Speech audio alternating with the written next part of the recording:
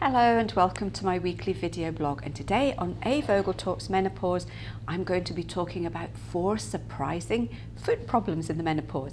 Now if you like my tips and advice, then please subscribe and remember to hit the bell icon so you can be notified of all my new videos. Feet problems in the menopause. Yes, these are actually quite common, and it's amazing how many women get in touch with me. They're having issues with their feet and they are wondering if they are connected to the menopause. And in most cases, they certainly are. So today I'm going to look at 4 of the more common ones that I'm asked about. So number 1 is burning feet. You will find this normally tends to happen just as you're about to try and fall asleep. Suddenly your feet will heat up. It will be so uncomfortable. You might find that you have to throw the duvet off or get up and walk about. So this is a really uncomfortable sleep interrupting one. There can be a number of causes here. Now, it's quite interesting because very often night sweats will be accompanied by burning feet. If this is the case, then very often it is due to something as simple as dehydration. So remember the water here for this. If you find that burning feet is accompanied by joint aches and pains, then very often it can be a build-up of what's called uric acid in the body, and that can then trigger the burning feet too. The best things for burning feet are a vitamin B complex, because low vitamin B5 can also be an issue here. So vitamin B complex, maybe around about the 50 milligram mark, taken with your breakfast. If you're getting the achy joints as well, then you may find that a couple of cups of nettle tea a day can be very helpful. Taking one of the cups maybe in the early evening just to help to get things done, and that can help to eliminate the uric acid. But definitely remember the water for this one. Number 2 is sore, achy feet. You might find that suddenly, if you're standing on your feet for a little while, if you're doing a lot of walking, the balls of your feet will start to ache. It can be very, very painful.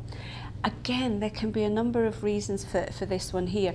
Our body produces less collagen as we go through the menopause, and collagen is the cushioning of the skin.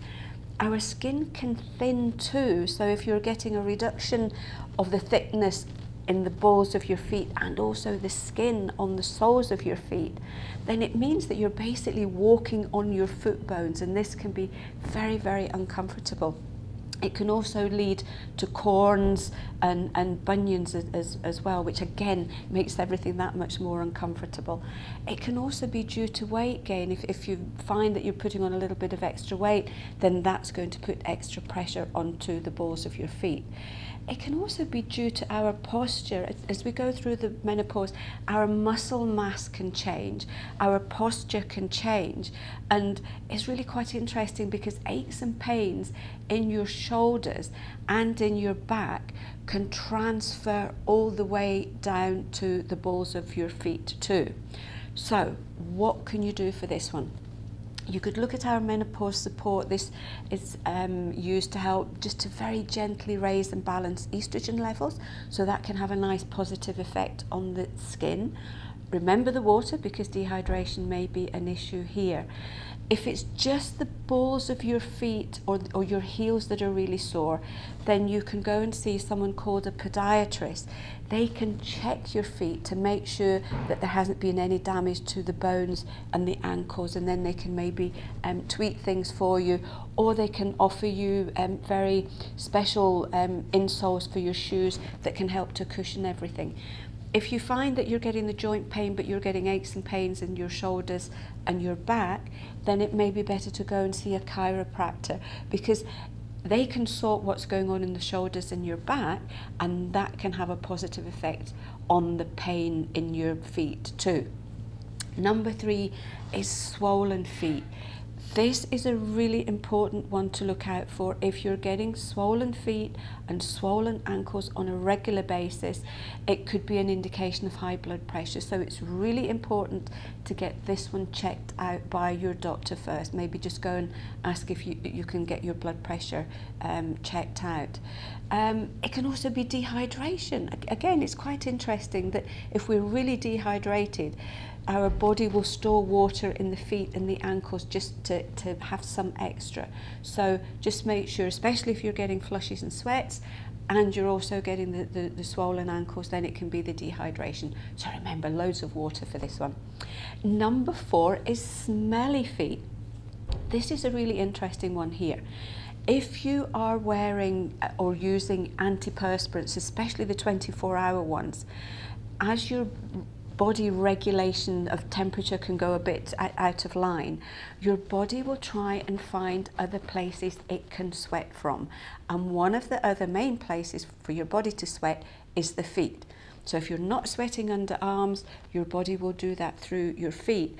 And if you are wearing artificial leather on your shoes, if you are wearing tights or other man-made fibres in your socks, then your feet are going to sweat, but the sweat is not going to be evaporated, and that can then end up as smelly feet. So here, maybe look at trying deodorants rather than antiperspirants. Sometimes that can have a quick effect. You can look at our lovely natural foot spray. This is a nice one that can help with both smelly feet, and if your feet are getting hot, it's a nice refreshing spray. And just make sure that you're wearing as much natural fibres as you can with your socks or your tights, because that can have a knock-on effect too. If your feet are really sweating, then remember that can dehydrate you, so don't forget the water for this one here as well. Now, other problems with your feet. This is a really important one here. If you are experiencing pins and needles, this can be an indication of diabetes. So again, this is one that you really need to go and get this checked out by your doctor first. The other thing to look out for is if you already suffer from osteoporosis, where your bones are a lot weaker, then the little bones in the feet may be more prone to fracturing or damage. So again, if you're suffering from osteoporosis and you're getting really sore feet, then it may be a good idea to go and see a podiatrist just to get things checked out for you. So I hope you found this one interesting. If you've had any foot issues, then we would love to hear about them. And if any of you have solved this with any of your own tips, then we would love to hear about those too. And until then, I'll see you next week for another edition of A. Vogel Talks Menopause.